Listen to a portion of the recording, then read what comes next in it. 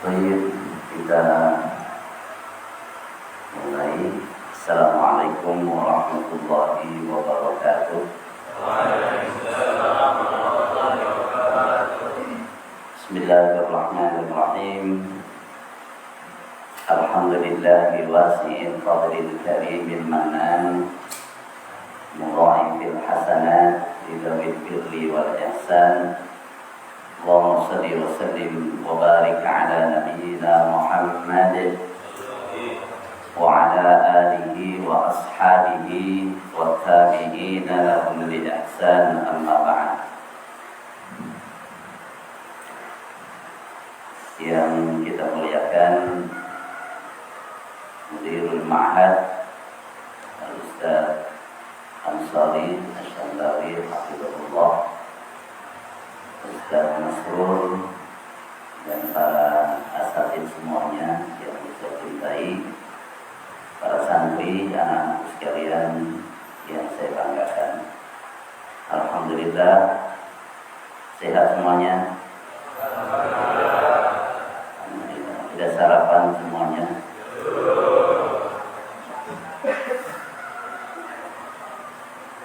Alhamdulillah, sarapan kalau terlalu gasing juga kurang nyaman. Insyaallah nanti pada waktunya. Pada kesempatan yang sangat berharga ini, saya hanya akan menyampaikan tadzkir. Tadzkir itu mengingatkan saja, mengingatkan tentang satu nikmat yang karena terbiasa dengan nikmat tersebut, seringkali kita menganggap bukan suatu nikmat. Ya. Jadi ada banyak kenikmatan karena kita terbiasa dengan nikmat itu sehari-hari, kadang-kadang kita kurang untuk memahami bahwa itu sebenarnya satu nikmat dari Allah Subhanahu wa Ta'ala. Di antara nikmat itu adalah nikmat azan. Nikmat apa? Azan. Jadi dikumandangkannya azan, kita mendengar azan, itu nikmat.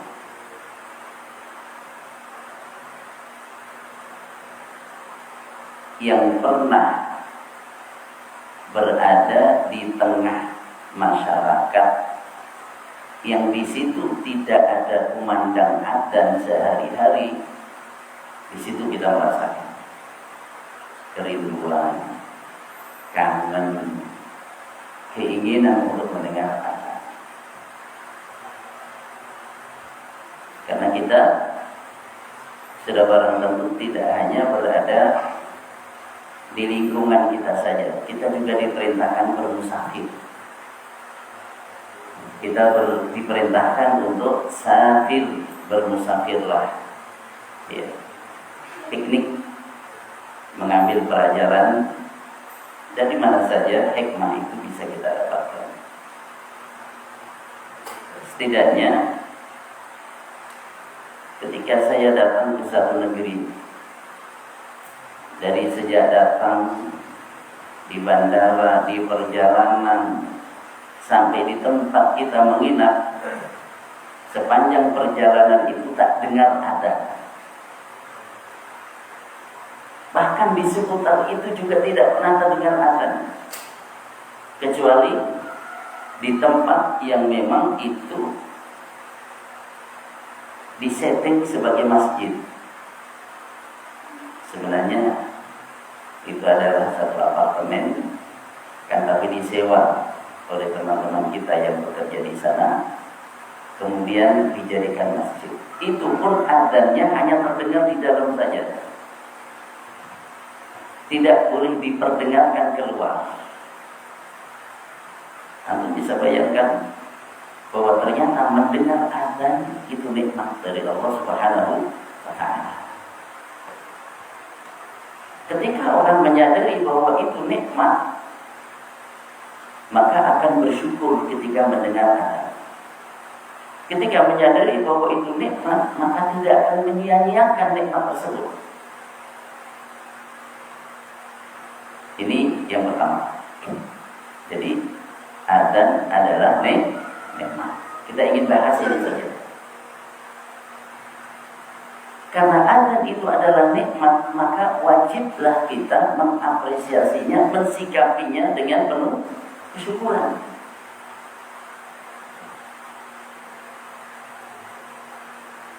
Allah Subhanahu wa Ta'ala syariatkan azan, ada banyak hikmah yang bisa didapatkan.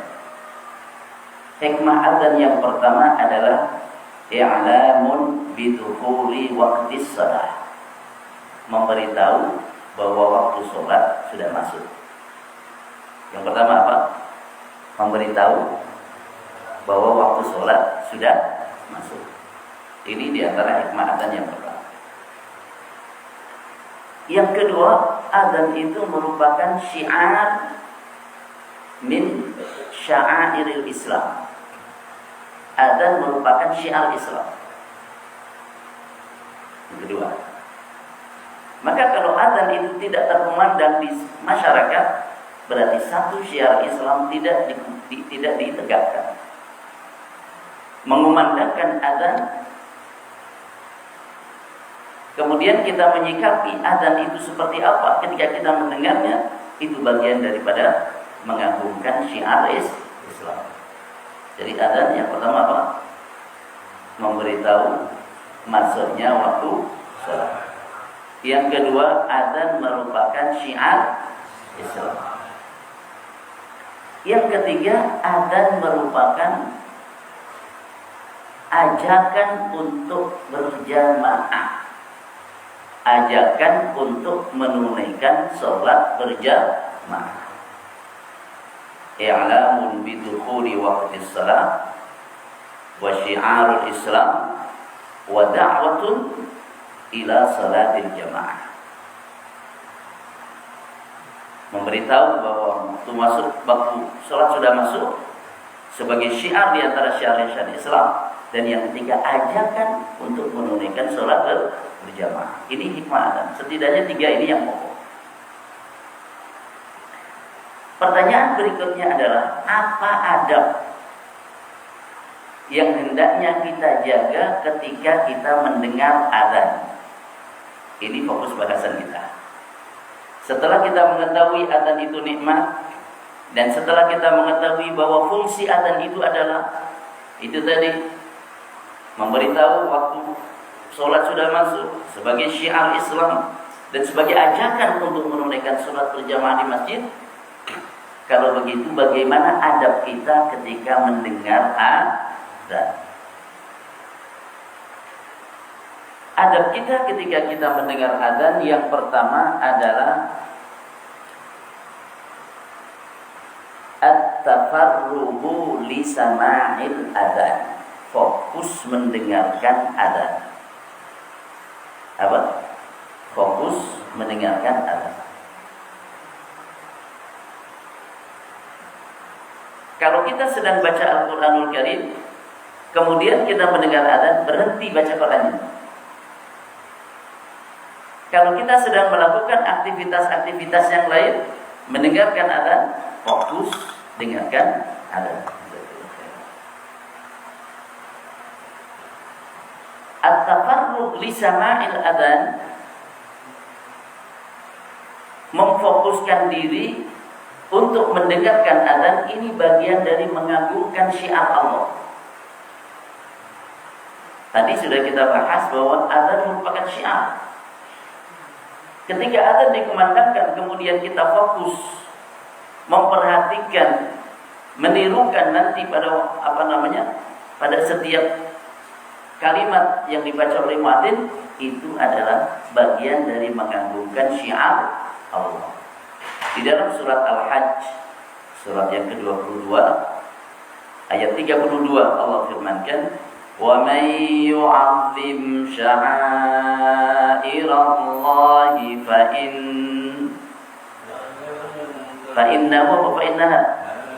فإنها من تقوى القلوب.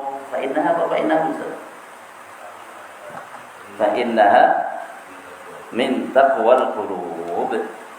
Iya. Wa man yu'azzim sya'air Allah. Siapa yang mengagungkan syiar-syiar Allah. Dan adzan adalah salah satu di antara syiar Allah.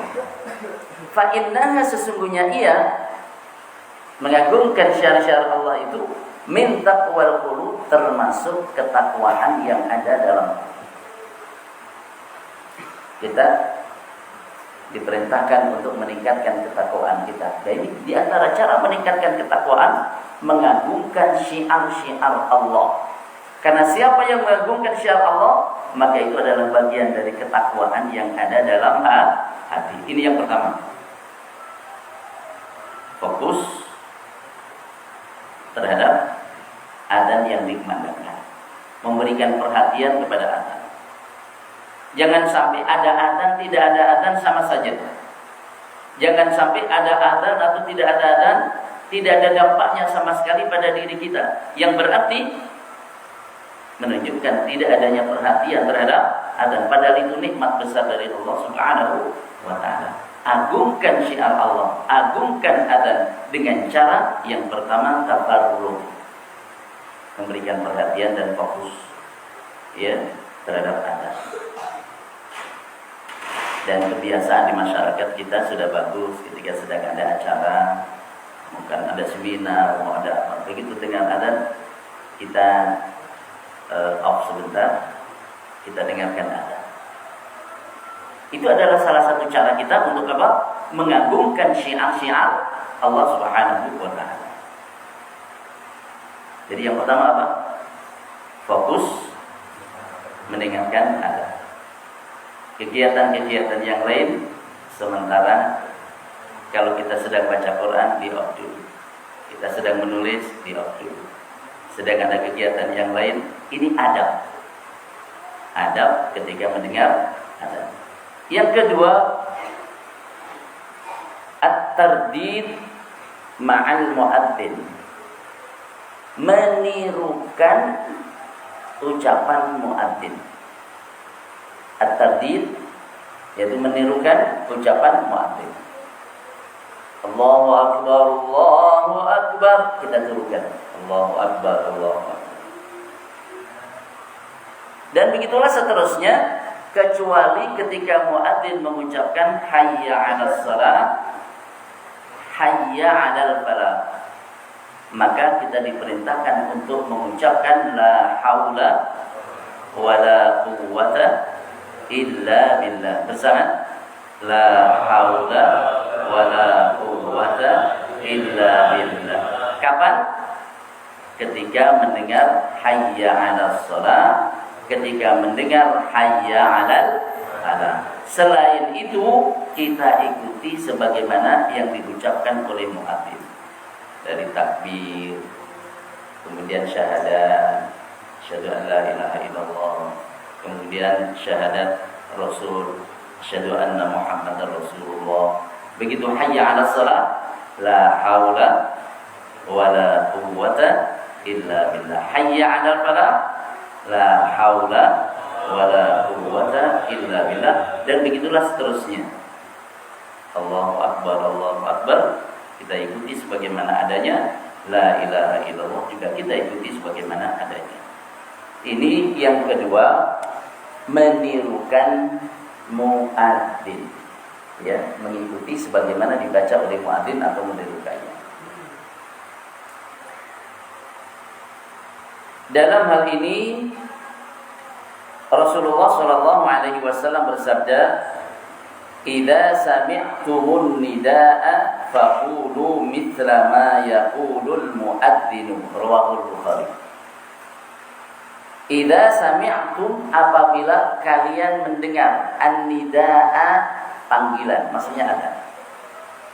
Apabila kalian mendengar adzan, Faqulu, maka ucapkanlah mithla ma yaqulu, seperti yang diucapkan oleh muadzin.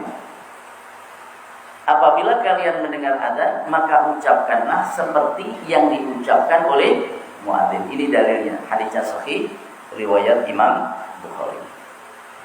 Adab yang pertama apa? Fokus pada adzan. Adab yang kedua, menirukan. Gampang apa susah menirukan? Gampang. Apakah otomatis yang gampang itu bisa kita laksanakan? Belum tentu juga. Itulah taufik dari Allah Subhanahu wa taala. Amalan tampaknya sederhana, tampaknya mudah, kita bisa melakukannya. Belum tentu setiap orang bisa mengamalkannya.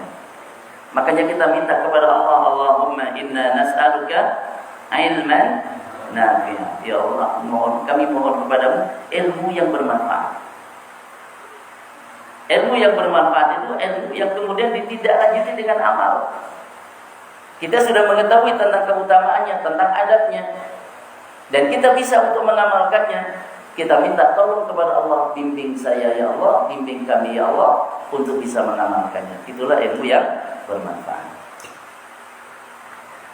Yang ketiga, al-iqrar birridha, menyatakan keridhaan. Maksudnya apa?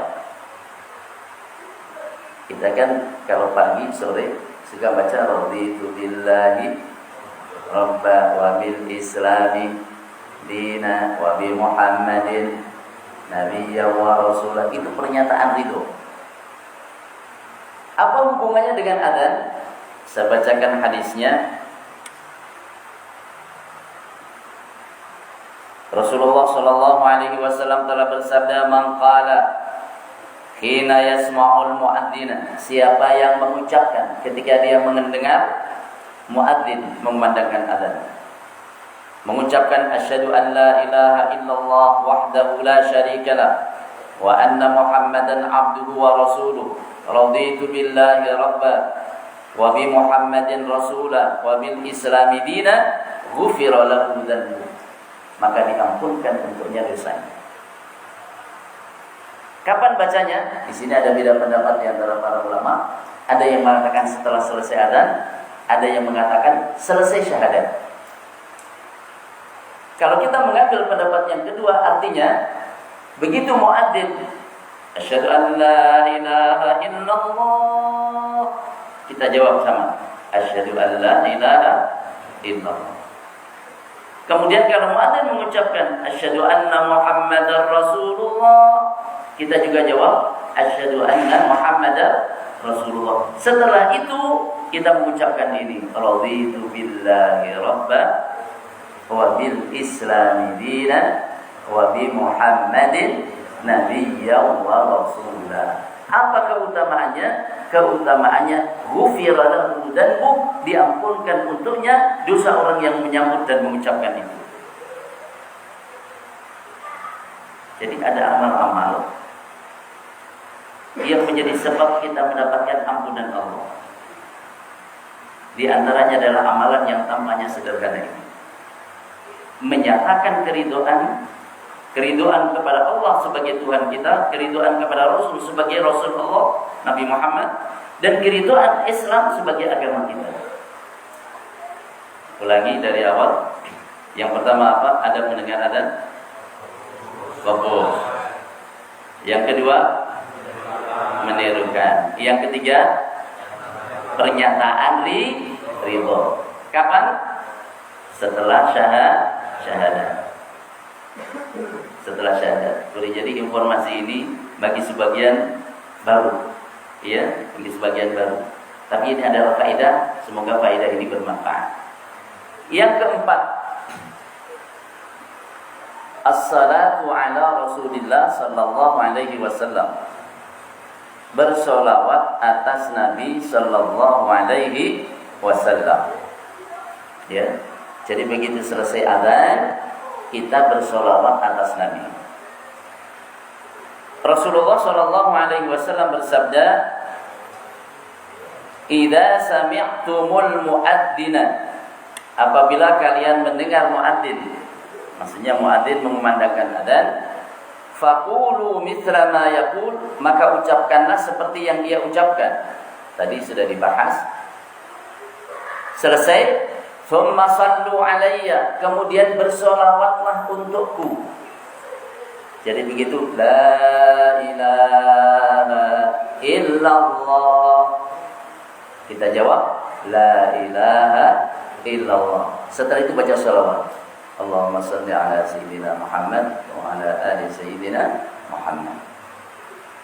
Redaksi yang lain boleh. Allahumma salli wa sallim ala sayyidina Muhammad, boleh. Sallallahu alaihi wasallam, boleh.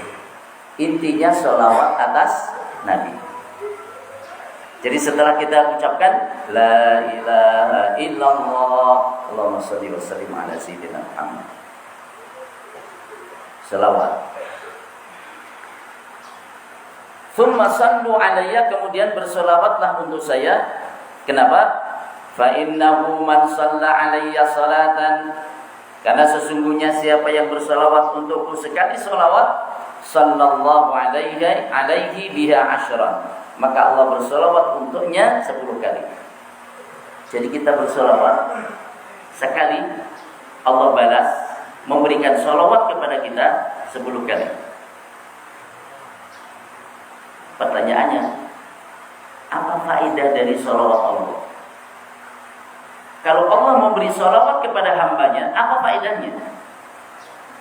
Kalau Allah memberikan solawat kepada hambanya, artinya Allah memberikan rahmat.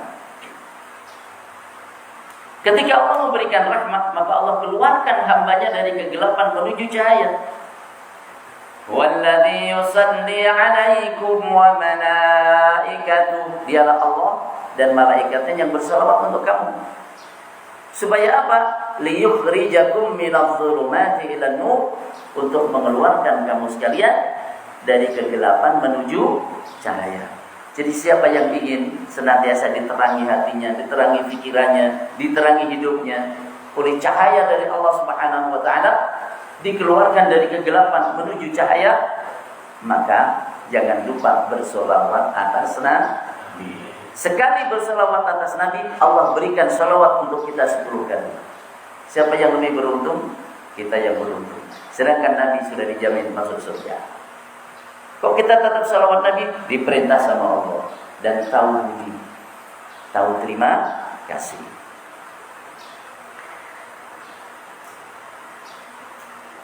Fa innaha thumma sallallahu liyal wasilah ila akhirih. Hadis ini riwayat Imam Muslim. Ulang dari awal. Anda mendengar adzan. Pertama, yang kedua, tirukan. Yang ketiga, menyatakan keriduan. Kapan menyatakan keriduan? Setelah syahadat. Bacaannya gimana? Raditu billahi rabba bil islami dina wa bi Muhammadin Nabiya wa Rasulah. Ada sedikit perbedaan redaksi, tak mengapa. Yang intinya adalah keriduan. Kemudian yang keempat, selesai adzan, salawat Nabi. Salawat Nabi. Selesai adzan, sebelum doa kita salawat Nabi dulu. Ini yang keempat. Kemudian yang kelima, doa setelah adzan. Doa setelah adzan. Jadi salawat, begitu salawat baru doa. Seperti apa doanya? Rasulullah sallallahu alaihi wasallam bersabda, "Man qala hina yasma'un nida." Siapa yang mengucapkan ketika dia mendengar adzan. Maksudnya ketika selesai adzan, ya, dia mengucapkan ini.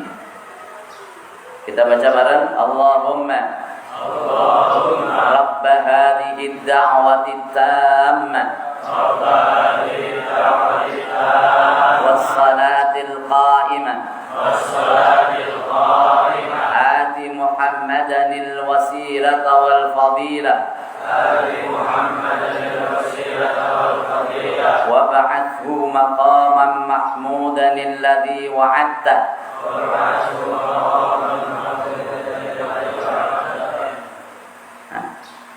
Enggak bareng. Wa ba'athu maqaman mahmudan alladhi wa'adta. Siapa yang mendengar adzan, begitu selesai ia membaca doa ini setelah apa? Selawat. Maka kata Rasulullah, halat lahu syafa'ati yaumal qiyamah, maka halal untuknya syafaatku pada hari kiamat nanti. Hadis yang sahih diriwayatkan oleh Imam Bukhari. Dijamin oleh Nabi mendapatkan syafaat. Dipastikan oleh Nabi bahwa dia akan mendapatkan syafaat beliau. Ini yang kelima, membaca doa setelah adzan. Doa yang tadi kita baca adalah hadis dari riwayat Imam Bukhari. Kalau ditambah ini gimana Ustaz? Innaka la tukhliful mi'ad. Itu dalam riwayat lain ada. Mau ditambahkan silakan. Innaka la tukhliful mi'ad. Sesungguhnya Engkau ya Allah tidak menyalahi janji. Allah memenuhi setiap yang dijanjikannya dan tidak ada janji Allah yang meleset. Kalau ada orang janji sama kita, kadang-kadang dia lupa. Allah tak pernah lupa. Orang janji sama kita mau melakukan sesuatu, boleh jadi dia tidak lupa, tapi pada waktunya dia nggak sanggup, sakit, nggak jadi datang. Ya. Sedangkan Allah Maha Kuasa, Allah tidak akan lupa. Makanya janji yang paling kita percaya itu janji Allah. Makanya kalau kita berdoa kepada Allah, ya, dengan penuh harap, dengan penuh keyakinan, maka doa itu akan membuat kita punya harapan kuat. Saya beri contoh begini. Ada orang sedang kesulitan, dililit utang. Utangnya umpamanya 100 juta, nggak banyak. Cuman berapa? 100 juta. Ya kalau utang negara kan lebih gede. 100 juta. Ya Allah, minta doa ya Allah. Kemudian ketemu orang, sharing ngobrol. Oh iya, udah, insya Allah besok deh saya pinjemin untuk tanggungan kamu sama si fulan itu. Ya. Baru dijanjiin doang, besok udah lega belum? Udah ada harapan belum? Baru dijanjiin sama orang. Padahal boleh jadi besok dia lupa. Ya, bisa ya. Boleh jadi besok dia lupa. Atau boleh jadi besok ketika dia mau memberikan pinjaman kepada kita, bukan hanya lupa. Pertama dia lupa, yang kedua ternyata duitnya sudah dipakai untuk yang lain. Yang diberi janji sudah punya harapan kuat. Makanya kalau orang banyak berdoa kepada Allah, harapannya menjadi kuat. Tadinya sedih, tadinya ini harapan. Dan hidup ini adalah bagaimana kita memiliki harapan. Kalau orang sudah tidak punya harapan, lesu, loyo, malas. Jadi tandanya kalau orang itu malas tandanya apa? Harapannya lemah. Harapannya lemah. Kalau orang punya harapan kuat, apa yang akan saya lakukan hari ini? Maka dia akan semangat. Kalau orang tidak semangat, artinya cita-citanya dan harapannya lemah. Maka kuatkan harapan kita kepada Allah Subhanahu wa Ta'ala. Doa setelah adzan seperti yang tadi kita baca, jaminannya adalah mendapat syafaat Nabi kita Muhammad sallallahu alaihi wasallam. Apa artinya dapat syafaat? Artinya dapat syafaat itu dosa-dosa kita diampunkan Allah. Tadinya kita dosa, yang dosa itu boleh jadi nanti mendapatkan siksa karena dosa itu, kemudian diampunkan Allah, karena diampunkan maka tidak disiksa. Satu. Yang kedua, dengan syafaat itu maka dimasukkan ke dalam surga Allah. Maka antara ampunan dan surga itu berdampingan. Wasari'u ila maghfiratin mir rabbikum wa jannah. Bersegeralah kalian menuju ampunan dari Tuhanmu dan menuju surga. Tidak masuk surga orang yang tidak mendapatkan ampunan dari Allah Subhanahu wa Ta'ala. Ulangi dari awal. Ada mendengar adzan pertama? Bagus, perhatian kita. Yang kedua, tirukan. Yang ketiga, nyatakan doa. Yang keempat, Sholawat atas Nabi. Yang kelima, doa setelah adzan. Yang terakhir, yang keenam, qomat itu adzan dulu atau adzan qomat dulu? Nah, itu sih jelas, nggak usah ditanya juga jelas ya. Setelah adzan, baru setelah itu apa? Qomat. Antara adzan dan iqamah biasanya berapa menit? 10 menit di sini. Alhamdulillah. Di tempat lain ada yang 5 menit, ada yang 10 menit, ada yang 7 menit, ada yang 15 menit. Ya silakan. Tidak ada ketentuan. Yang penting jangan sampai 1 jam. Ya. Umpamanya dari maghrib, habis adzan maghrib tunggu 1 jam. Ya keburu masuk waktu isya. Waktu antara adzan sama qomat, waktu antara adzan dan iqamah ini waktu spesial, waktu istimewa. Waktu antara adzan dan iqamah ini waktu mulia. Waktu antara adzan dan iqamah ini waktu mustajab. Doa enggak ditolak sama Allah. Doa enggak ditolak. Maka naikkan doa kita kepada Allah Subhanahu wa taala waktu antara adzan dan iqamah. Kira-kira kalau antara adzan dan iqamah masih tidur, bisa berdoa enggak? Ini sudah kumandangkan adzan. La ilaha illallah. Dan doa. Setelah itu ke masjid, salat tahiyatul masjid, sambil menunggu qomat banyak doa, karena doanya mustajab. Kalau masih tidur, dapat nggak ini bagian? Nggak ada apa. Gimana dapat? Bangunnya ketika kok qomat. Allahu akbar, Allahu akbar. Asyhadu an la ilaha illallah. Udah qomat. Ketinggalan, nggak dapat keutamaan doa antara adzan dan iqamah. Apa sabda Nabi tentang adzan, tentang doa antara adzan dan iqamah? Beliau mengatakan, ad-du'a'u utawi dungo iku la yuraddu ora ditolak bainal adzani antarane adzan wal iqamati lan iqamah. Understand what I mean?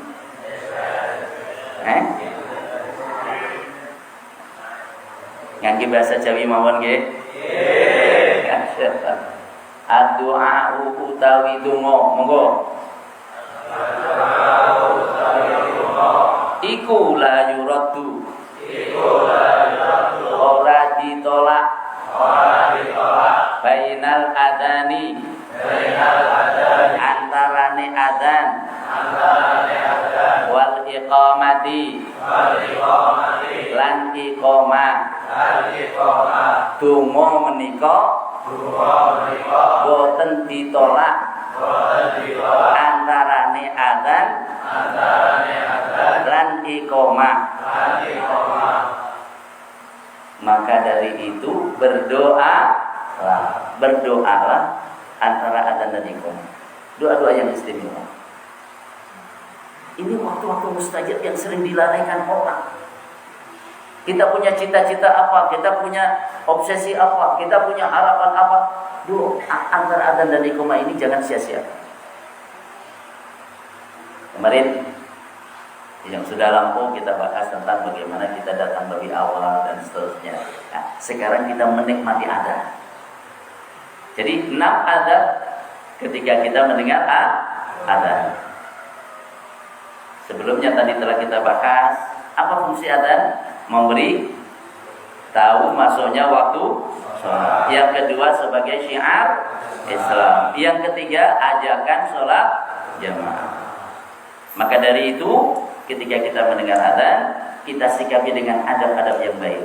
Adab yang pertama adalah adab yang kedua tirukan. Yang ketiga menyatakan keridhaan. Yang keempat sholawat. Yang kelima doa. Yang keenam manfaatkan waktu mustajab antara adzan dan iqamah dengan memperbanyak doa. Semoga manfaat. Tampaknya sederhana, tapi ini sangat penting dalam kehidupan kita sehari-hari. Semoga senantiasa berlimpah nikmat dari Allah Subhanahu wa taala dengan mensyukuri antara lain nikmat ada Allahu Akbar. Aku qouli hadza astaghfirullahal azim wa lakum. Ada penjenggukan hari ini ya? Masya Allah. Berbunga-bunga hatinya. Masya Allah. Berseri-seri wajahnya. Masya Allah. Ya. Terus bagaimana nanti kalau ada orang tuanya yang bisa datang? Doakan saja yang baik. Doakan yang baik. Doakan yang baik. Insya Allah. Semoga Allah berikan kamu. Barakallahu fikum. Assalamualaikum warahmatullahi wabarakatuh. Waalaikumsalam.